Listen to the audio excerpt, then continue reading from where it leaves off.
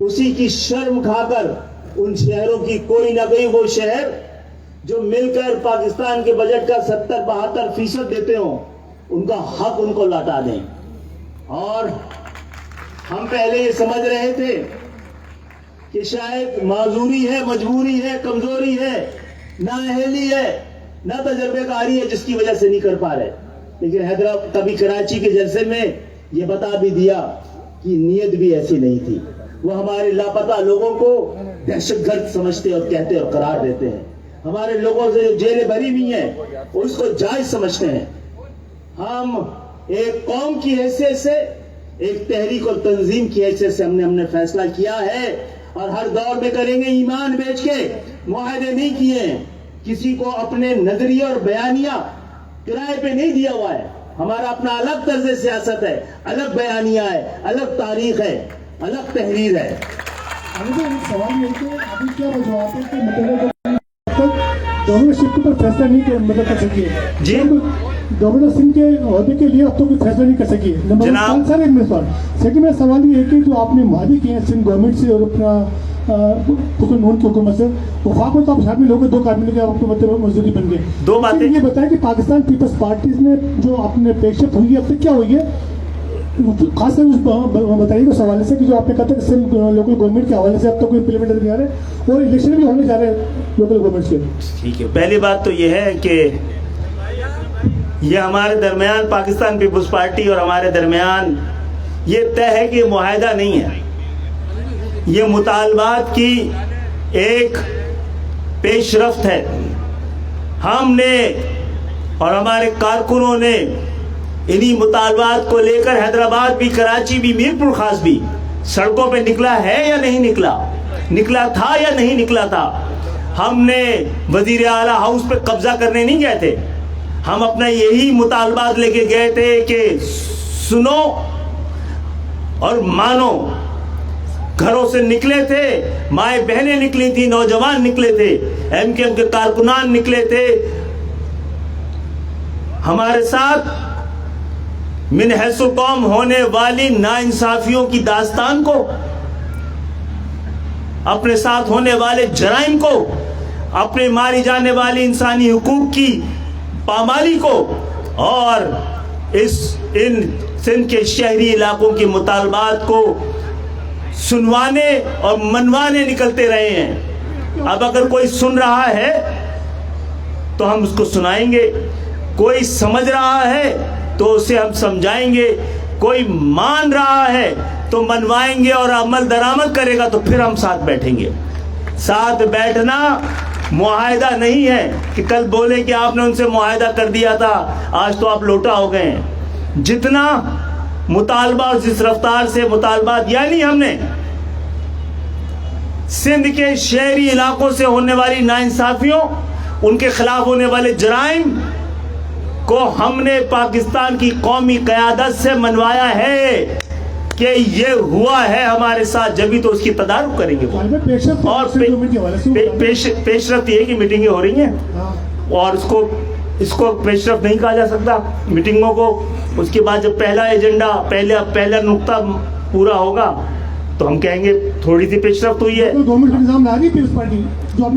जनाब ये पहला डिमांड है, नहीं लाएगी तो हमारे अपने अपने अंदाज हैं, अपने अपने तर्ज फिक्र है और अपने अपनी जमातें हैं, अलग अलग रास्ते पे चले जाएंगे। गवर्नरशिप के बारे में बताइएगा। गवर्नरशिप और ये वजारतें, किसी को ज़रूरत इस बात की है कि वो समझता है कि इस वक्त काबीना में बैठने से जमहूरियत को तक़वियत होगी और ये समझता है कि एमकेएम की मौजूदगी से स्टेबिलिटी में फ़र्क पड़ेगा, बेहतरी आएगी, तो हम कुछ शराइत के साथ वफाक में तो बैठे हैं। गवर्नर आजकल एक मुकम्मल तौर पे लाचार किस्म का एक ओहदा बना दिया गया। उसके लिए हमने अपने लिए नहीं, पूरे पाकिस्तान में जहां भी गवर्नर हो उसके आईनी ओहदे के साथ साथ उसके पास कम से कम ऐसे इख्तियारात हों, ख़ास तौर पे इंसानी हुकूक के हवाले से, इंसाफ के हवाले से,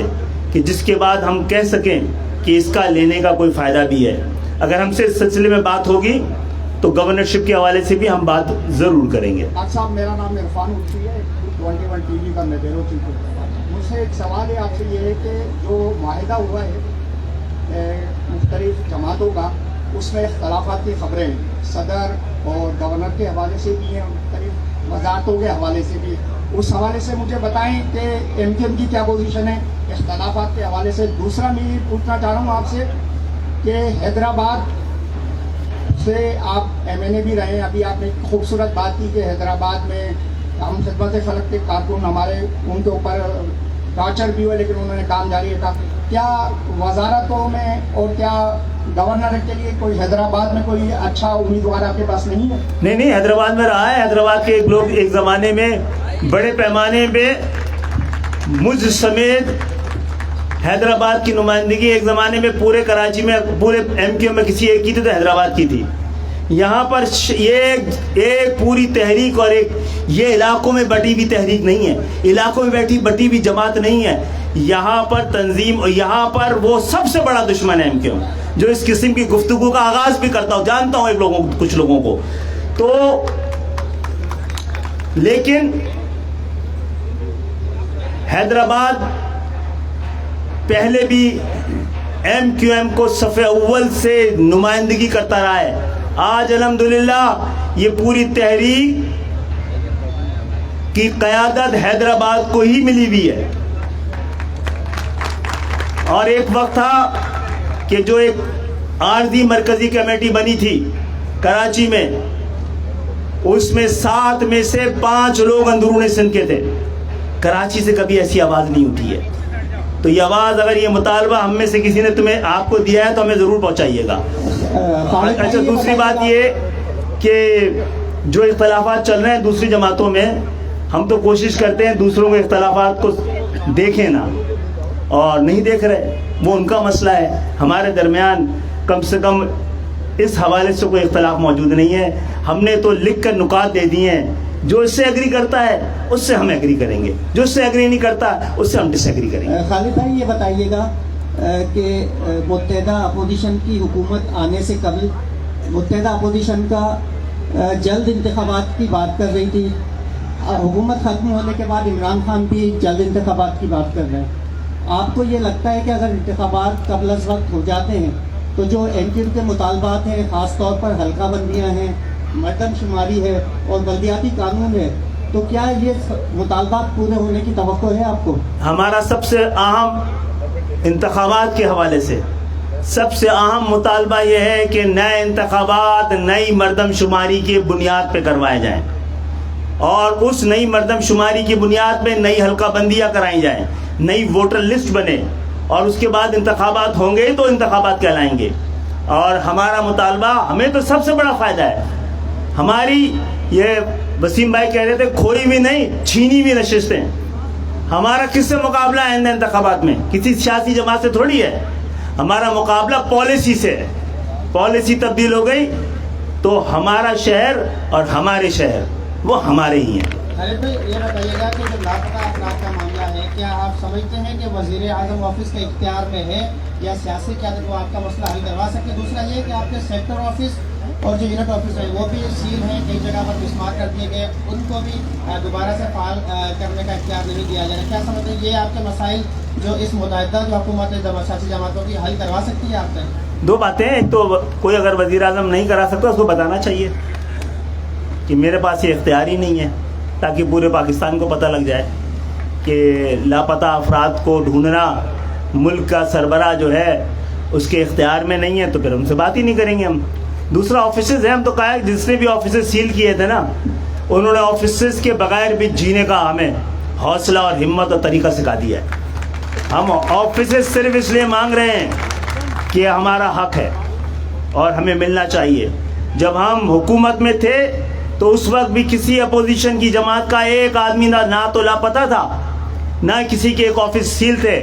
ہاں اس لیے, اور ہمیں خوشی ہوتی ہے اپنے اوپر ہونے والے ان بندشوں سے ہمیں کم سے کم پتہ یہ لگتا ہے کہ ہم صحیح راستے پہ ہیں. ہماری وجہ سے اور ہماری سیاست میں موجودگی سے جاگیردارانہ سیاست خوفزدہ ہے, خاندانی سیاست کانپ رہی ہے, اور خاندانی اقتدار اب ختم ہونے کی تیاری کر رہا ہے. बहुत बहुत शुक्रिया। पाकिस्तान में अगर कुछ वक्त के अंदर ही और जल्द इंतखाबात हो जाते हैं तो क्या आप समझते हैं कि एमक्यूएम उसके लिए तैयार है? एमक्यूएम को किसी तैयारी की ज़रूरत नहीं करनी पड़ती, हमारे लोग कन्विंस हैं, हमें उनको पहुंचना भी नहीं पड़ता।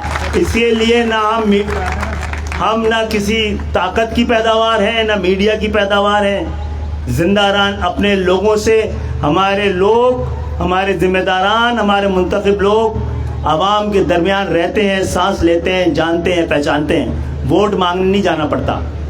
बहुत बहुत शुक्रिया।